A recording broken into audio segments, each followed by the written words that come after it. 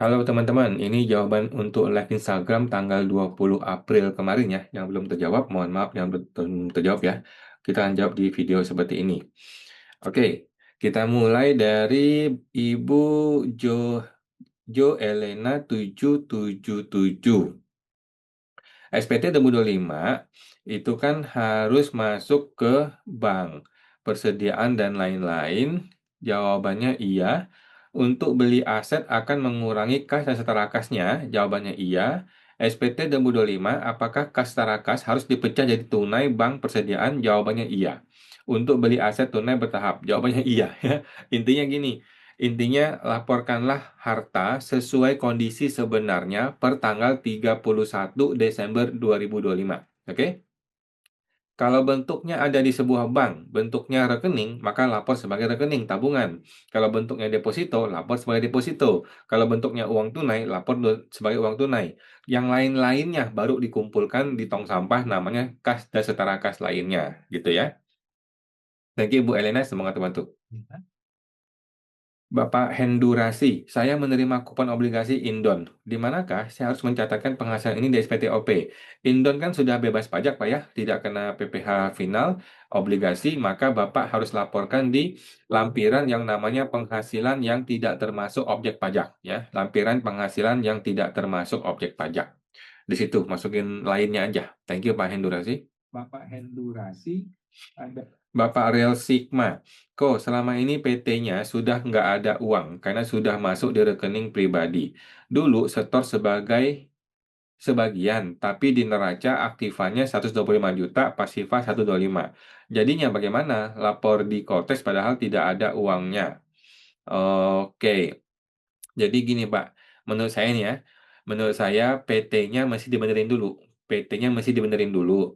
Kalau uangnya nggak ada, kan berarti masuk ke rekening pribadi. Kalau masuk ke rekening pribadi itu ada dua kemungkinan. Kemungkinan pertama adalah bayar gaji, kemungkinan kedua bayar dividen. Yang ketiga deh, yang ketiga adalah penarikan modal. Nah, kalau emang dia tidak ada di pertama dan kedua, berarti yang ketiga. Berarti kan dia menarik modal. Ya udah, ada penarikan modal ke rekening pribadi, sehingga aktifannya menjadi hilang, pasifnya menjadi nol. Jadi nol dua-duanya. Gitu sih. Ya udahlah, mau gitu. Lebih baik sih gitu, Bu, Pak. Daripada kita munculkan setara kas padahal dia sudah tidak ada ya. Lebih baik dibuang aja, walaupun konsekuensinya harus menghilangkan modal. Ya, paling begitu, Pak. Thank you, Pak Real si Mas. Semangat bantu. Ya, Bapak Real si 9MA. Ibu Fafa Johari, kalau untuk upload neraca laba ruginya di mana kok? Kalau nggak salah di halaman induk ya, kalau nggak salah di halaman induk ada satu tempat untuk mengupload file laba rugi neraca. Thank you Bu Fafa. Ibu Fafa Johari.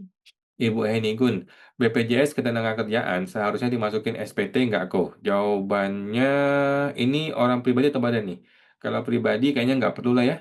Tapi kalau JHT jaminan pensiun boleh sih kalau ibu punya angkanya, tahu angkanya, boleh dilaporkan ya. Karena kan itu bagian dari eh, bagian dari ini kita. Oh, tapi nggak juga sih, nggak perlu sih. Karena nanti ketika ibu ambil di ketika masa tua diambil kan kena pajak ya. Karena sudah kena pajak nanti, jadi sekarang nggak usah dimasukin nggak apa-apa lah. Thank you Bu Heninggun. Ibu Heninggun. Bapak hati-hati, lapor SPT normal dan pembetulan ke satu, karena yang normal tiba-tiba error ada penghasilan yang hilang. Jadi nggak sesuai dengan PPh terutang. Setelah pembetulan ke satu, gantian penghasilan finalnya yang hilang. Apakah harus pembetulan lagi? Waduh. Boleh Bu, boleh, boleh. Pembetulan dulu ya, yang benar. Boleh dibenerin lagi, sampai lengkap dulu, sampai benar-benar lengkap, yang benar barulah diklik lapor ya. Thank you Pak, Ibu hati-hati. Hati-hati. Bapak Real Sigma, PT-nya belum beroperasi. Oke, nggak apa-apa tadi ya. Kemudian Bapak Real 9. Ibu Chanme 75, Yayasan Keagamaan Nirlaba. Saat buat laporan SPT, ada bagian L14 laporan nilai sisa. Ini wajib diisi? Jawabannya nggak usah lah. Cara isinya bagaimana kok? Makasih banyak. Oke, jadi laporan nilai sisa itu adalah semacam laba rugi ya, semacam laba rugi. Jadi labanya itu diapain gitu loh. Laba itu diapain?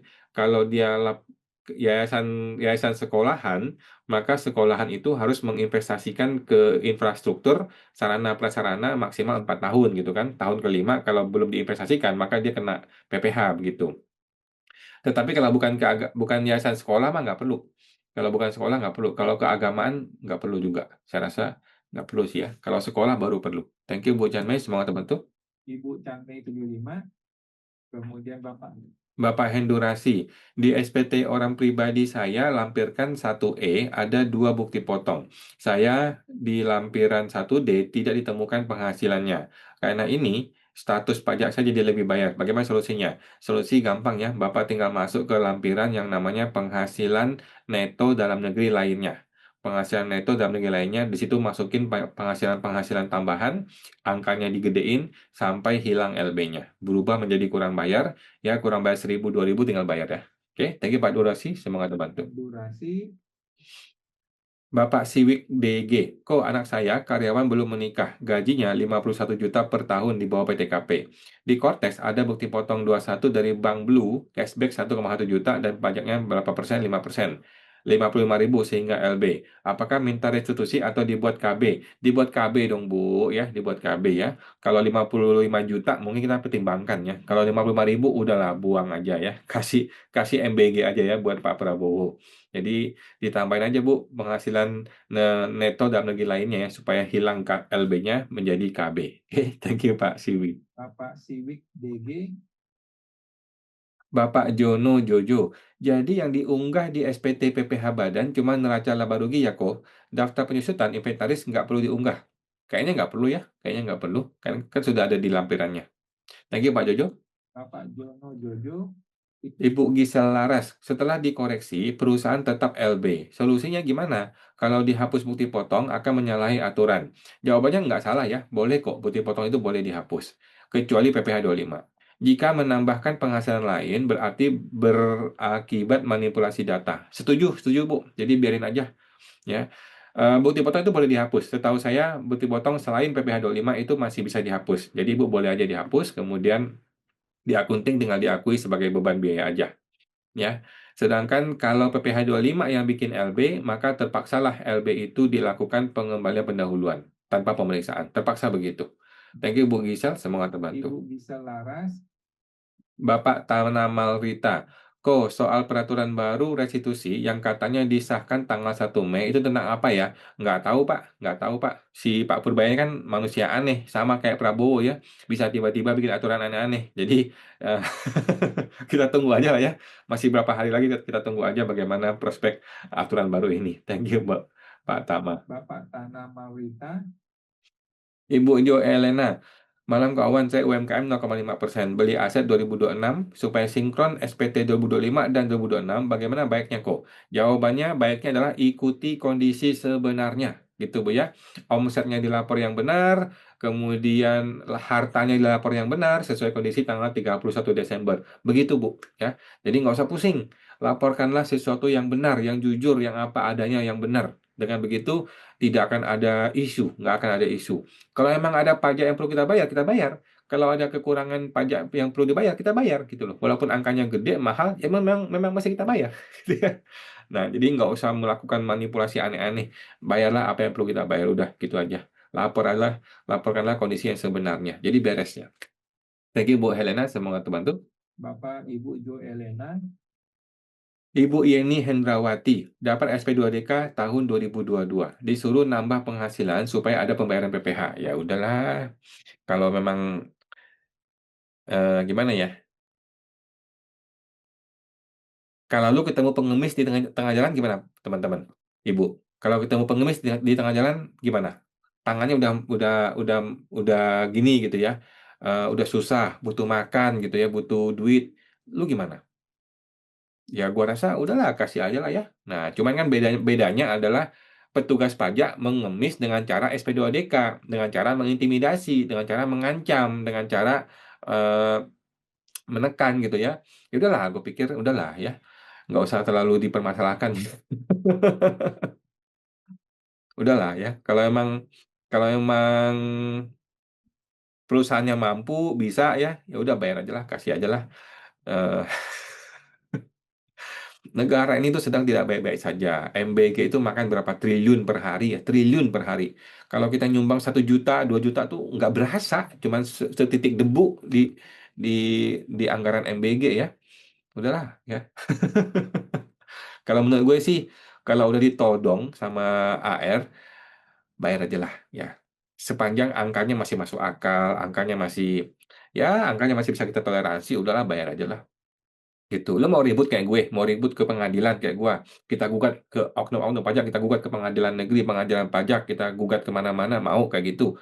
Ya, gue rasa kalau ditagih 10 miliar sih boleh kita gugat kemana-mana ya. Kalau tagihnya cuma 1 juta, 10 juta, udahlah. Anggap aja buang sial lah ya. Oke, thank you Bu Yani, semua teman tuh. Ibu Yeni Hendrawati, Bapak Real Sigma, kok nilai rumah saat ini yang sudah direnovasi tapi belum perubahan PBB, bagaimana ya kok cara lapor di Cortex nilainya? Oke, nggak usah pusing dengan dokumennya, ikutilah kondisi sebenarnya.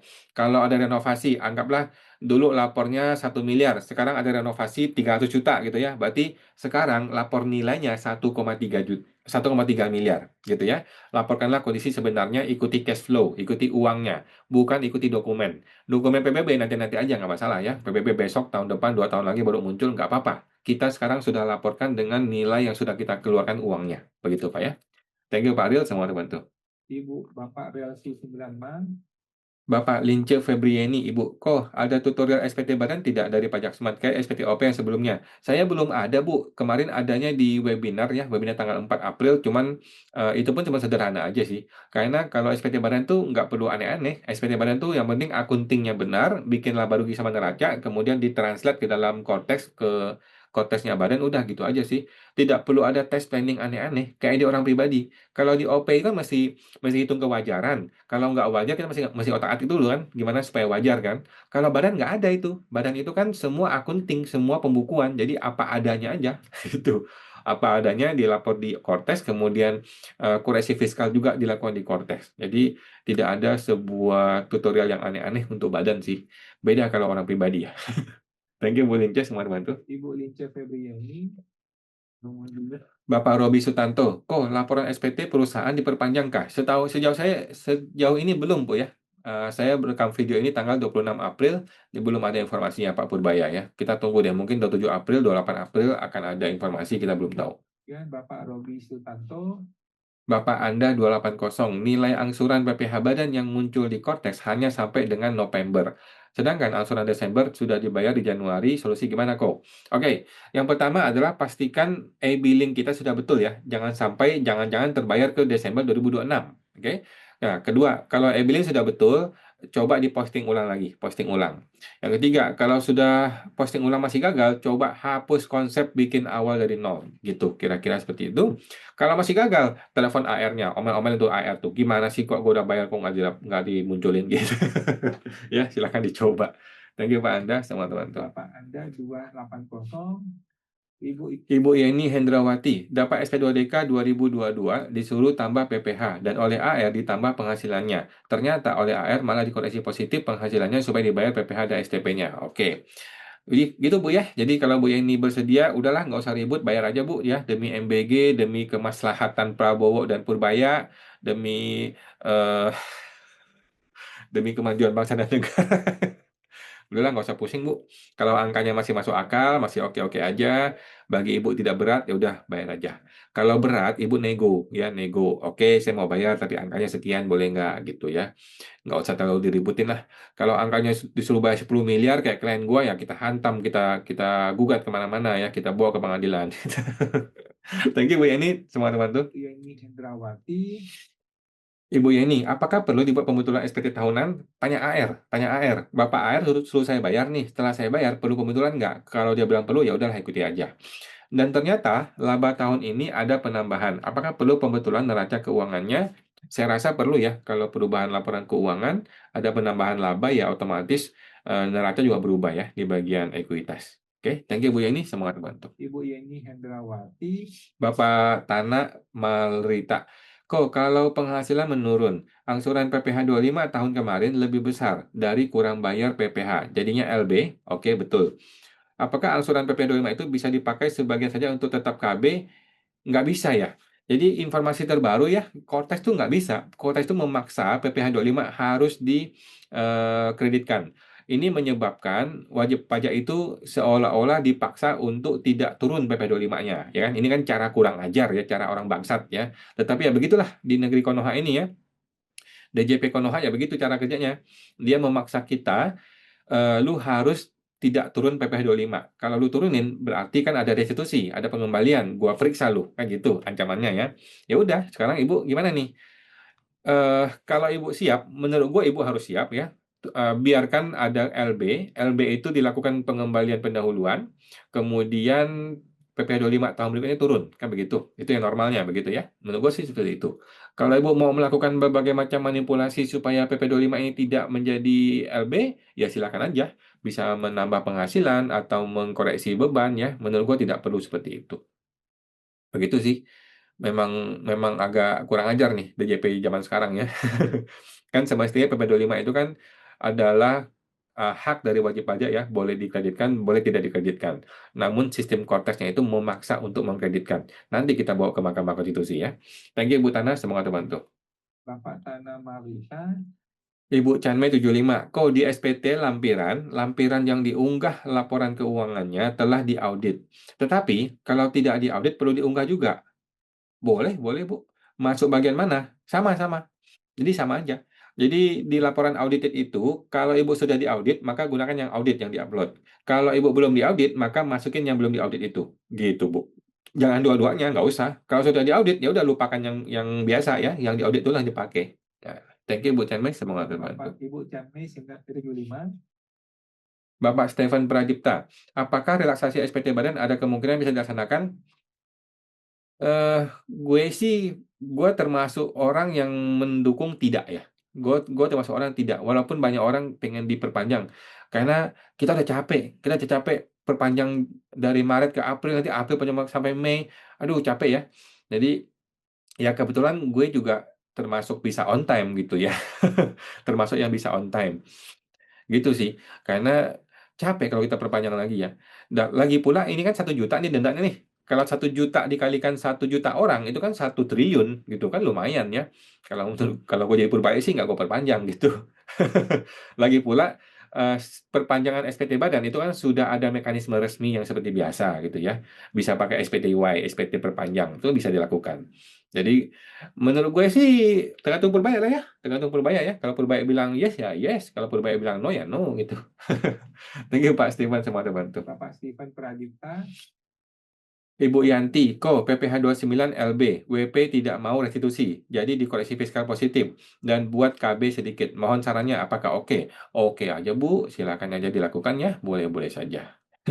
Thank you Bu Yanti, semua terbantu. Ibu Yanti 9YS, Bapak FNC News, kok lanjut yang tadi, kalau biaya penyusutan inventaris event, apakah boleh masuk ke HPP atau biaya pokok jasa pada laba rugi? Karena tahun lalu masuk ke HPP atau tahun ini dipisah ke beban usaha. Bebas Bu, bebas. Maksudnya gini loh, menempatkan beban kemana, ke atas, ke tengah, ke bawah, itu kan urusan internal kita. Jadi pajak nggak masalah, ya. Boleh-boleh aja, mau taruh di HPP boleh. Kan kita punya alasan, kan setiap perusahaan punya alasan untuk menempatkan satu beban di mana gitu ya. Mungkin demi efisiensi, demi laporan internal, demi kemudahan dia bikin laporan dan sebagainya. It's okay, ya. Bukan itu isunya. Isunya adalah setiap beban yang perlu dipotong PPh itu harus dipotong PPh. Contoh PPh 21, PPh 23, PPh 4 ayat 2 gitu ya. Harus dipotong. Walaupun lu masukin ke biaya biaya HPP, tapi kalau ini bayar orang pribadi, ya mesti potong PPh 21 gitu.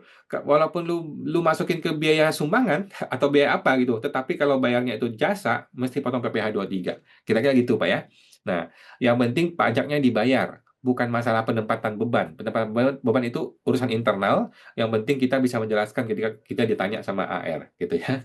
Thank you Pak FNC News, semoga terbantu. Pak FNC News, Bapak Di bagian biaya penyusutan, ya boleh aja, bebas aja Pak FNC News ya. Mau taruh di mana juga boleh, yang penting pajaknya mesti dihitung yang benar. FNC News, Ibu Bapak Ibu Jo Elena, bagaimana kas setara kas setelah Sunset Policy 2016 dari SPT 2017 sampai dengan 2024? SPT 2025 harus dipecah jadi akun apa aja atau tetap kas setara kas dan SPT 2026 beli aset tersebut, beli aset thanks. Oke, ikutilah kondisi sebenarnya Bu. Jadi tanggal 31 Desember 2025 barang itu bentuknya apa?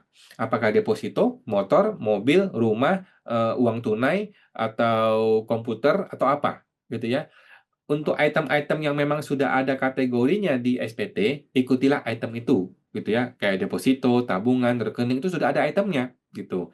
Nah, yang lain-lainnya baru campur ke setara kas, kayak meja, motor, meja, komputer, laptop, printer kan aneh-aneh tuh. Nggak usah kita bisa-bisa kita gabungin semua. Tapi kalau tabungan ya jelas ada kategorinya ya.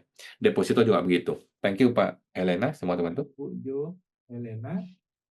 Bapak Firmansyah, malam Pak, untuk usaha UMKM sembako, apa kegunaan untuk faktur pajak untuk usaha UMKM sembako ya Pak? Nggak masalah Pak, nggak ada guna ya, biarin aja, cuekin aja. Thank you Pak Firmansyah. Tapi kalau Bapak pedagang sembako ini perlu ya, perlu buka faktur pajak supaya apa? Supaya DJP itu bisa menelusuri ini barang pindah kemana, ini barang kemana alurnya. Karena kan dia mau ngejar level bawahnya kan. Thank you Pak Firmansyah. Bapak 20 Firmansyah. Kemudian Bapak ke kolom pajak keuangan Badan Usaha Setor PPh 25 Agustus salah buat billing menjadi 2026. Apakah PPh 25 Agustus 2025 masih harus kita bayar? Jawabannya iya. Bayarlah yang 2025 sekarang, kemudian yang 2026 itu dipakai untuk 2026 nanti. Jadi nanti masa Agustus 2026 itu nggak usah bayar lagi gitu. Thank you Pak Kolom. Bapak kolom pajak. Bu Lince, Lince Ko. Febriani. Bu Lince, yang pajak.com yang di YouTube, apa programnya, bagaimana cara follow-nya? Itu adalah membership lifetime, Bu ya. Membership lifetime itu Ibu kalau mau gabung boleh untuk teman-teman yang bisa ketemu gua di hari Selasa malam ya. Kita ada live coaching. Oke, thank you Bu Lince. Bu Lince. Kemudian Ibu Priscilia Limadinata, kok kalau tidak bekerja, jadi full investor, apakah perlu melakukan pelaporan lewat Cortex? Jawabannya boleh, boleh, boleh. Perlu, perlu. Kalau dia NPWP-nya masih aktif, dia perlu lapor Cortex. Kalau NPWP-nya sudah tidak aktif atau non efektif ya, non aktif, maka tidak usah lapor Cortex. Gitu. Tergantung NPWP-nya aktif apa enggak. Thank you Bu Prisil. Ibu Priscilia. Bapak Aaron Linat, UMKM lagi banyak yang dipanggil ya kok. Banyak banget ya. Bapak Ayo. Bapak Setio Rarif, apa kelebihan dan kekurangan untuk usaha perorangan dan CV? Jadi kalau menurut saya sih Pak ya, bikinlah PTP, bikinlah PT perorangan. Udah gitu aja. Yang lain udahlah repot, mahal dan sebagainya. PTP lebih paling paling oke lah bikin PTP ini ya. PT perorangan. Thank you Pak Setio Rarif. Bapak Setio Arif. Ibu Melki, ada harta berupa mobil tahun 2019, tidak pernah isi di SPT sama dengan 2024. Untuk SPT 2025, apakah biarkan saja tidak diisi atau perlu diisi? Jawabannya perlu ya, perlu, perlu, perlu. Jadi perlu diisi sekarang. Kalau Bapak tidak mau pembetulan, kemudian anggap ini sudah kadaluarsa, ya boleh. Berarti isi sebagai penghasilan yang tidak termasuk objek pajak. Paling begitu. Tapi kalau mau pembetulan ya boleh sampai 2020, itu pun tetap nggak kena pajak ya, karena sudah lewatin 5 tahun. Tapi, ya sudah, betul. Thank you Pak Melki, semua teman-teman. Bapak Menteri PPP. Bapak hati-hati. Di laba rugi ada beban langsung, misal beban gaji, tim lapangan, beban jasa, dan lain-lain, dan beban tidak langsung juga biaya masing-masing. Di Cortex, BBN langsung dimasukkan ke BBN pokok atau di beban usaha, ada akun gaji dan lain-lain. Bebas Bu ya, bebas. Menurut saya sih supaya gampang, supaya sederhana, beban usaha saja. Ya, jadi campur aja ke beban usaha kalau mau mudah. Tapi terserah Ibu sih bebas aja. Yang penting Ibu bisa menjelaskan ketika dipanggil nanti. Thank you Bu Ati, semoga terbantu. Ati 09. Bapak Jofisbi, statusnya MT. PTKP istri ditulis apa di lampiran 4? PTKP istri ditulis apa di lampiran 4? Ditulisnya K garis miring I ya. K garis miring I garis miring X. Suami ditulis apa? Jawabannya sama ya. Suami maupun istri sama tulisannya di lampiran 4. K garis miring I garis miring X. Thank you Pak Jofisbi. Bapak Jofisbi. Bapak Karmin 6. Kok mau tanya lagi kalau PT sudah tidak operasi lagi sejak 2021 dan sudah 5 tahun sampai dengan 2025. Sebaiknya bagaimana? Apakah ajuin NE atau ditutup saja tapi harus keluar dana cukup besar karena pakai notaris? Iya, NE aja Pak. Nggak usah ditutup ya. Repot tutupnya. Mahal, repot. Di NE aja cukup. Thank you Pak Harmin. Semua terbantu. Bapak Harmin 6. Ibu Melina Ho, malam kok. Lampiran laporan keuangan tidak diaudit, diunggah di lampiran berapa ya? Karena A1 untuk yang diaudit. Kok beban jawabannya nggak usah, Bu. Kalau sudah ada laporan diaudit, cukup gunakan yang diaudit saja. Yang tidak diaudit nggak perlu. Kok beban pajak penghasilan dan EBITDA angkanya mau ambil dari mana ya? Cuekin aja itu nggak usah diisi ya. EBITDA tuh nggak usah diisi. Karena ini formulir baru banyak orang masih bingung. Gue juga nggak isi ya. Jadi biarin aja lah. Thank you Bu Melina. Bu Melina Ho. Ibu Yanti, kok lawan transaksi salah potong PPh? Seharusnya dia potong PPh 23, tetapi malah dipotong PPh final 0,5%. Sudah tidak bisa koreksi bukti potongnya. Apakah boleh di SPT bukti potong dihapus? Boleh-boleh aja ya, boleh-boleh aja. Tapi cek lagi, apakah betul dia potong PPh final? Kalau dia potong PPh final, seharusnya sudah betul sih mestinya ya. Oke, thank you Bu Yanti sama teman-teman. Pak Ibu Yanti 9YS. Bapak Aman Santosa. Tanya lagi kok, suami istri punya NPWP masing-masing MT. Istri statusnya dagang, UMKM PPh final. Di SPT suami di L4, ngisinya gimana? Mohon penjelasannya. Isi satu aja, ₹1. ₹1 aja kalau masing-masing sudah final ya. Thank you Bu Aman Santosa. Bapak Aman Santosa. Bu Yanti, untuk penghasilannya sudah diakui di akun penjualan yang tadi ya. Oke, thank you Bu Yanti. Ibu Yanti 9YS. Ibu Jo Elena, untuk SPT 2025, kas terakas harus, oh tadi sudah ya? Ya, dipecah aja Bu, dipecah aja. Yang benarnya gimana? Bapak Ibu Jo Elena. Bapak Set Iorarif, untuk warisan berupa 1 unit rumah untuk 6 anak. Kapankah waktu pelaporan pajak? Apakah lapornya boleh sewaktu dibagi, jadi tidak sekarang?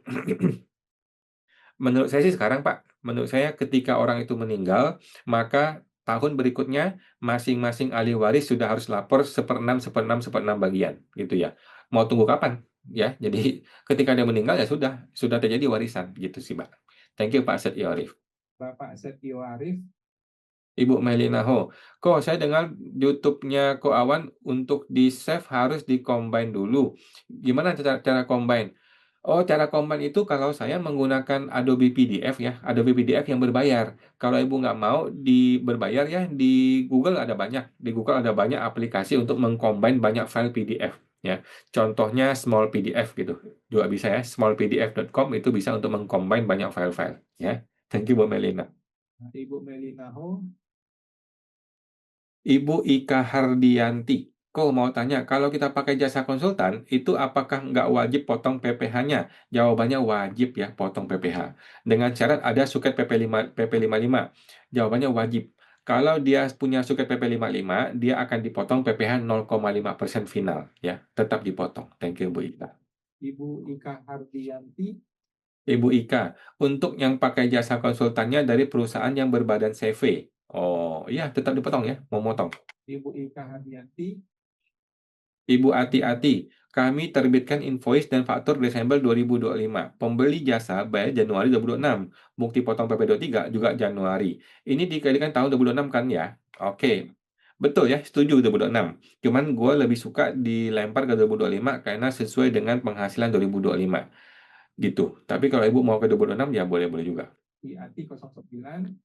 Bapak FNC News, kok mau tanya lagi, kalau sewa yang faktur pajak terbit di 2025, tapi tagihan belum ditagih oleh mall, apakah boleh saat dibayar di 2026 baru potong PPh-nya kok? Ya, boleh aja ya. Boleh aja ya. Kan dia, oh faktur pajak terbit 2025 ya? Oke, tagihannya belum ditagih. Oke. Ya, diatur aja Pak ya. Kalau boleh, kalau mau 2026 juga boleh. Kalau mau 2025 akan lebih bagus gitu. Cuma kan sudah lewat nih, takut kena denda ya. Thank you Pak FNC News. Bapak FNC News. Karena belum ditagih. Ya, ketika ditagih aja tunggu tagih. Bapak FNC News. Baiknya gimana? Baiknya adalah kalau mau ke 2025 akan lebih bagus supaya enak ya. Tapi kalau memang nggak mau, maunya ke 2026 ya nggak apa-apa lah. Kan kita nunggu tagihan. News. Oke, lanjut. Bapak Hendy. Ibu Lustisian, tadi disarankan penghasilan diisi di penghasilan neto dan lagi lainnya. Tapi ini ngumpul semua, nggak bisa masing-masing. Semisal ada beberapa jenis penghasilan dikarenakan bukti potong, kayak ada cashback BCA Blue dan lain-lain. Kumpulin aja Bu, campur aja semua. Jadi nggak usah bisa-bisa. Campurin semua aja supaya tidak LB kan. Thank you Bu Listi. Bapak Hamid. Bapak Halmin, kalau dijawab di YouTube hari apa? Ya, hari Senin besok nih, Senin tanggal 27 April. Mohon maaf Kak, agak lama ya. Oke, teman-teman. Oke, teman-teman, kita live IG setiap hari Senin jam 8 malam ya, Instagramnya Pajak Smart. Sampai jumpa, semoga terbantu.